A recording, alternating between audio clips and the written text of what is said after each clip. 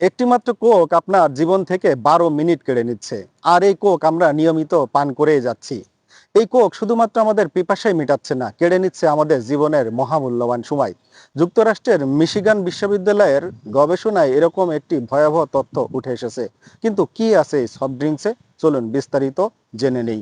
এসব সফট ড্রিঙ্কসে একটি প্রধান সমস্যা হলে এতে প্রচুর পরিমাণে ক্যালোরি থাকে। সাধারণত 100 মিলিতে প্রায় 55 ক্যালোরি পাওয়া যায়। 600 ml একটি কোকের বোতলে প্রায় হাফ গ্লাস চিনি থাকে। সাধারণত আমাদের দৈনন্দিন জীবনের খাবারগুলো থেকে ন্যাচারাল সুগার পাওয়া যায়, যেমন দুধে থাকা ল্যাকটোজ এবং ফলমূলে থাকা ফ্রুক্টোজ থেকে আমাদের ন্যাচারাল সুগারের চাহিদা পূরণ করে। কিন্তু ছোট্ট এক বোতল কোকাকোলা বা পেপসি খেলে আমাদের শরীরে একেবারে প্রায় 80 গ্রাম অ্যাডেড সুগার প্রবেশ করে। তার মানে হাফ লিটারের এক বোতল সফট ড্রিঙ্কে আপনার দৈনন্দিন নিরাপদ মাত্রা দ্বিগুণের বেশি চিনি থাকে। এত পরিমাণ চিনি অনেক ধরনের রোগের কারণ হতে পারে, যেমন liver damage, kidney failure, heart attack, diabetic সহ আরও অনেক বেশি রোগের ঝুঁকি বহুগুণে বেড়ে যায়। অ্যাডেড সুগারের আরেকটি ভয়াবহ দিক হলো স্থূলতা। স্থূলতা থেকে হৃদরোগ, ডায়াবেটিস এবং ক্যান্সারের মতো মরণ ব্যাধিও সহজে শরীরে বাসা বাঁধতে পারে। সফট ড্রিঙ্কসগুলোতে অ্যাসপার্টাম, স্যাকারিন এবং সুক্রোলোজের মতো কৃত্রিম মিষ্টিকরণ উপাদান মেশানো হয়।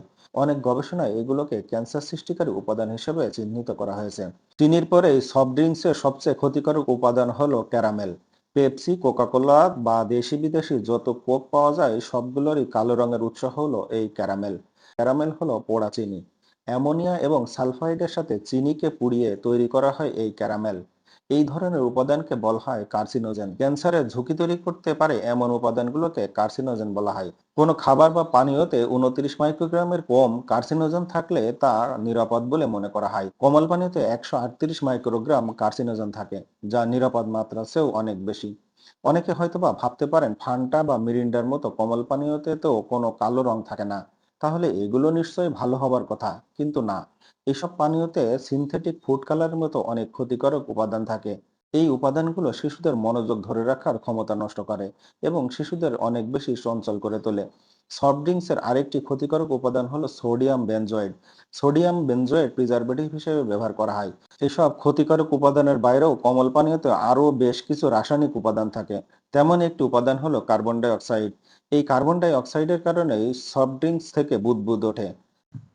আসুন আমরা এই কোককে না বলি, আমরা এবং আমাদের পরিবারকে সুস্থ রাখি। এভাবেই কোক ফেলে দেওয়ার মাধ্যমে আমি প্রতিবাদ জানাচ্ছি। আমার এই ভিডিওটা যদি ভালো লাগে তাহলে আপনারা শেয়ার করে অন্যকে দেখার সুযোগ করে দিবেন।